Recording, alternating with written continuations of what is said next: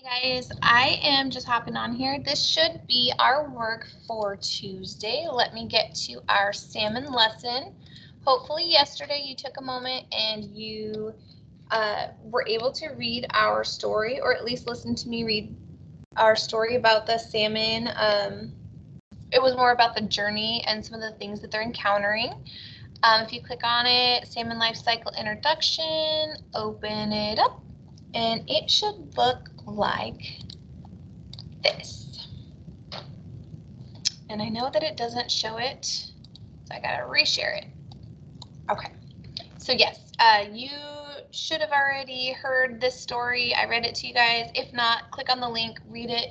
I realize there's a lot of extra pages. I think it doesn't even start till page 11 and it ends at like page 22. So it's not super long, but it has lots of great information.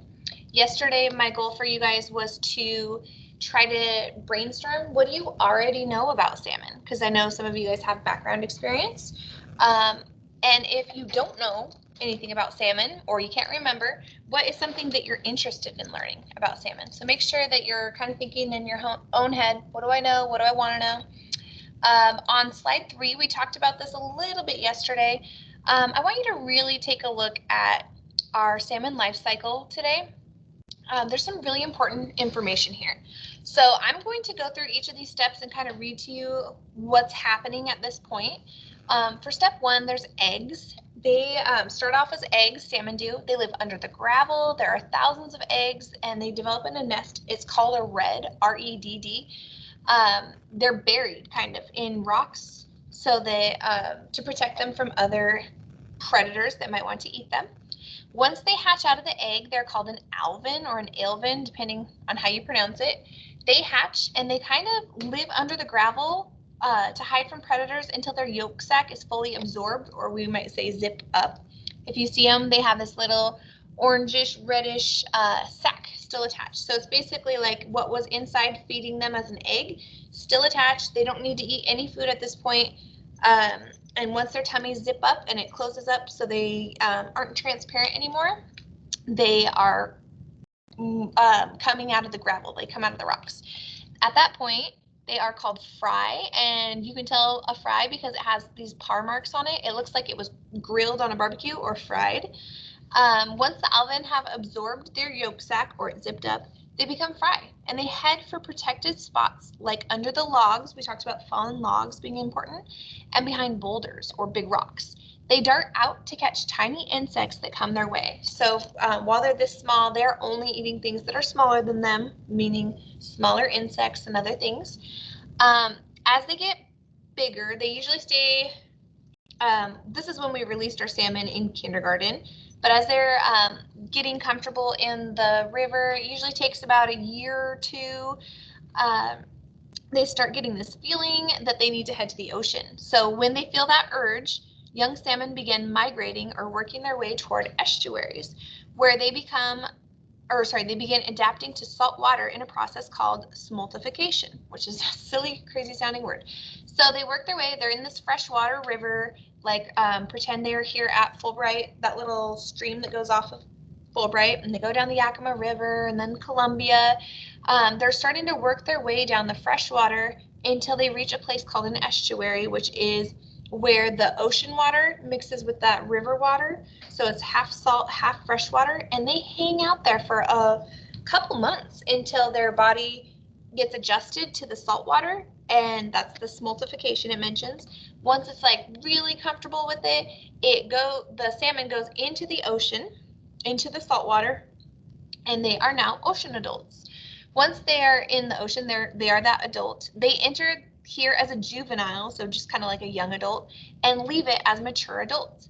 In the ocean, salmon travel thousands of miles and feed on other fish, squids, eels, and shrimp. So yes, they have bigger ocean predators, but they're also getting bigger at the same time. So they are eating fish that were bigger than what they used to be able to eat before, and they're eating fish that they're smaller than them currently. So as they get a little bit older, they usually stay in the ocean hopefully longer than 2 years, so anywhere about 4 to 6 years, we're hoping. Once they get that feeling again, like they're ready to spawn or lay their eggs, they start heading home. So they become a migrating adult. So that's that 6th step here. When adults are ready to spawn, they're guided home by their smell of their home stream. So this is important. Why they spent so long in that home stream was to familiarize themselves with that smell so that they can use that to guide their way home. What is it? Probably, if they do it right, about 6 to 8 years later. So they stop eating and they lose their silver color.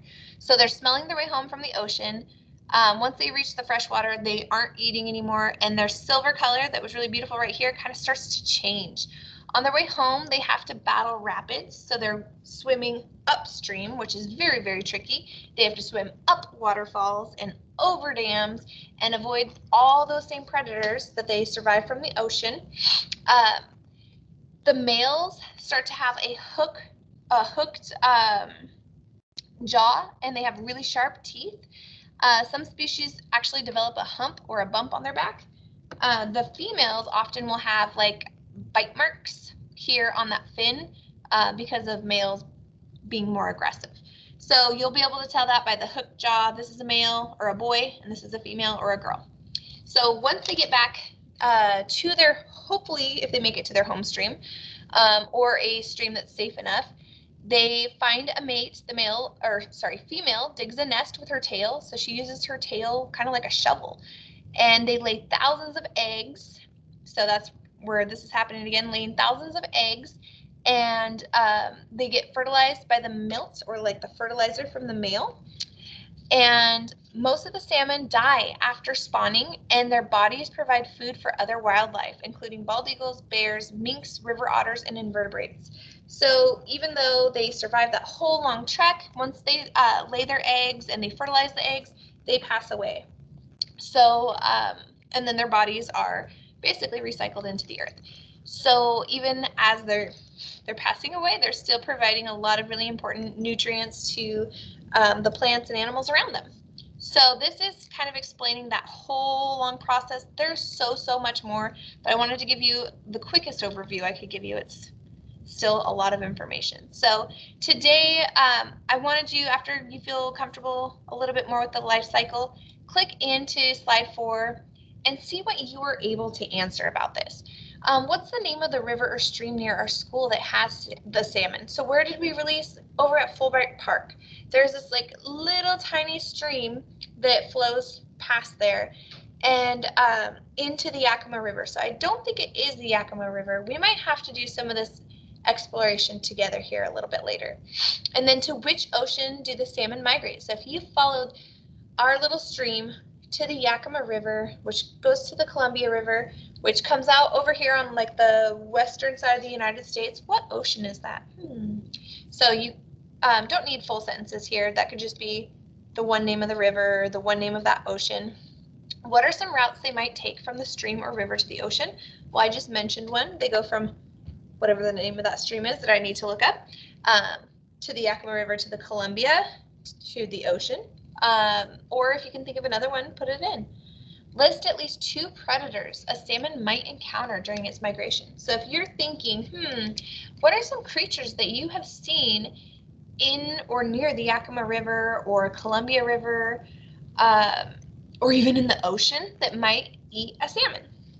And then it says, in addition to predators, what other natural challenges might a salmon face? So not only all those things that might eat it, is there anything that might hurt it or make it difficult for it to travel? List at least 1 human-made challenge a salmon might encounter during its migration. I think that was in the video from yesterday. Was something that humans built to decrease the amount of water, to prevent flooding and other things. That's something human-made. Or if you can think of something else, that what other crazy things are humans doing that might mess up our salmon migration.